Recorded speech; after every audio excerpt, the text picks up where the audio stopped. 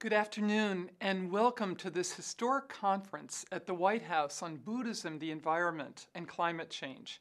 You know, it was almost 20 years ago that we did the conference at Harvard on Buddhism and ecology, especially thanks to Duncan Williams and Ken Kraft.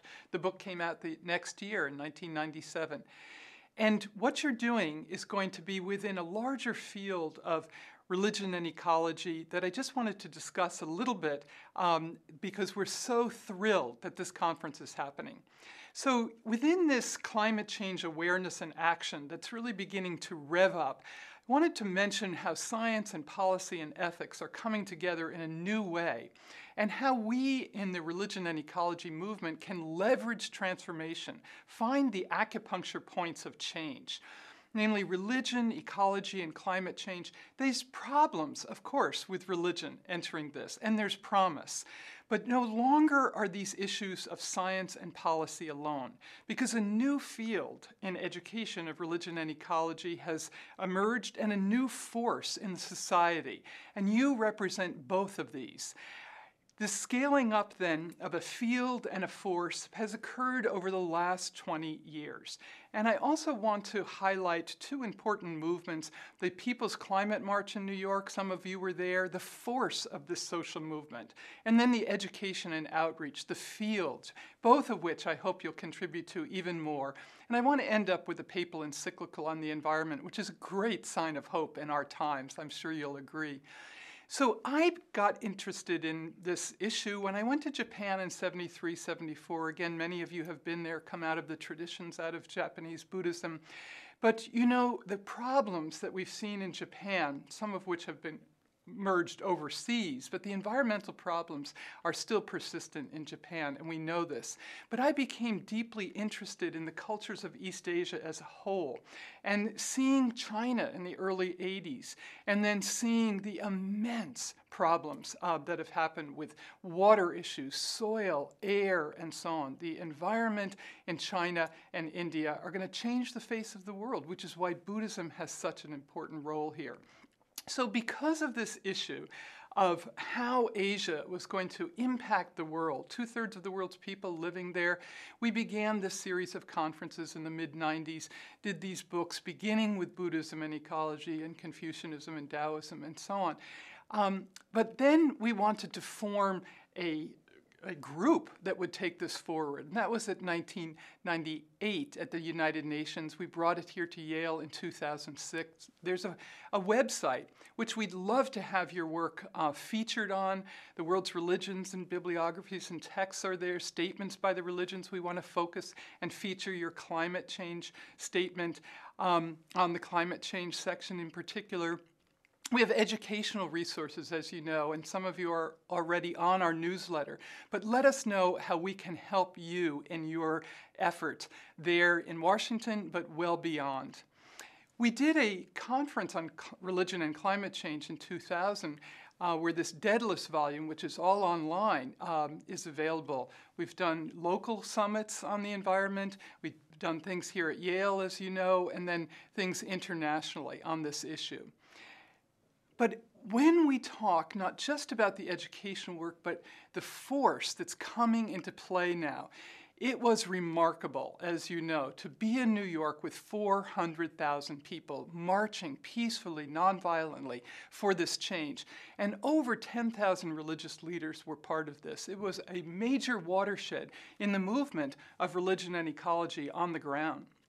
Now, leaders are emerging all over the world. Pope Francis clearly is, but his partner in this has been the Greek Orthodox Patriarch Bartholomew, who's helped inspire him in this work on the environment.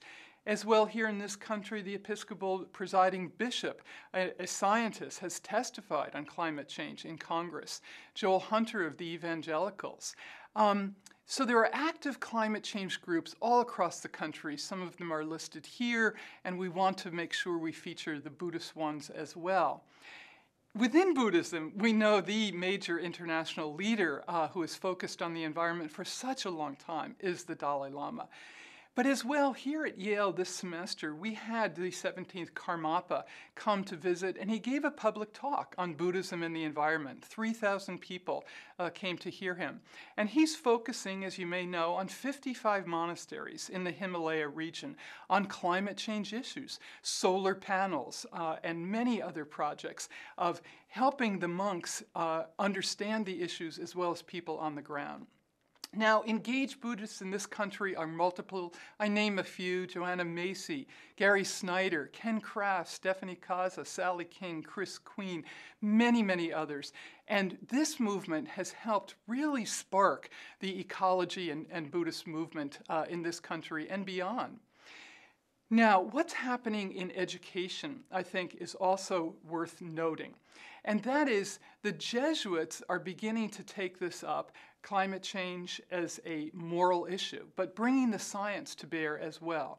There was a conference at Loyola University just back in March. They have a biodiesel program and so on, but they are helping to focus the Jesuit universities in the US on this issue, 28 of them, and then to bring them from around the world and the secondary schools as well. How are they going to do this? Well, one way is an online textbook, which will include climate change and biodiversity, food, water, energy, natural resources. This will be an open source textbook. But finally, there'll be a conference in Sweden with the Stockholm Resilience Center that will focus in particular on science and values. And they're going to take this method and conferencing to every continent. It's an extraordinary moment within the educational field of religion and ecology. Now, finally, I just wanted to mention the PAPAL encyclical because so many people are waiting for it. Our students who went from Yale to the climate negotiations in Europe just a few months ago, everyone at the climate negotiators UN conference is waiting for this encyclical. Scientists here at Yale and beyond are as well. So what will be the content of this? Well, he's calling it integral ecology, both people and the planet, the combination we often think of when we have ethical challenges of climate change expressed with the problem of environmental degradation, but also climate justice. So eco-justice is coming into focus in new and fresh ways. His audience is 1.2 billion Catholics, and then we put in 2 billion Christians from the Protestant, evangelical, Orthodox groups, and other religious communities as well are eager to take this up and run with it. Just yesterday, 250 rabbis signed a climate change statement. The traditions in Asia, it's a conference on Confucianism and ecology this summer in Hong Kong that I'll be going to. The revival of Confucianism and Buddhism in the East Asian world, particularly in China, is extraordinary, as you know. And they will be picking up this issue of climate change as a moral one. What are the goals of the Pope then? Well, short-term and long-term, of course. The UN climate talks in Paris in December is what he most hopes to focus on and affect. But in September, he'll be visiting the US for the first time, speaking at the UN General Assembly in New York. And for the first time, the Pope will be addressing a joint session of Congress in DC. Hope with the Pope, perhaps. In any case, what we're inviting us all into is this new movement of religions of the world and ecology, both a field within academia and a force in the society for climate change action. The cultural values and ethics of these world's religions. Buddhism is rich with a sense of interdependence, with a sense of mindfulness, with a sense of giving compassionately to future generations. The educational establishments of many of these traditions, Naropa and elsewhere, will help foreground this issue. Investment and divestment is important. As you know, the World Council of Churches has already divested from fossil fuels.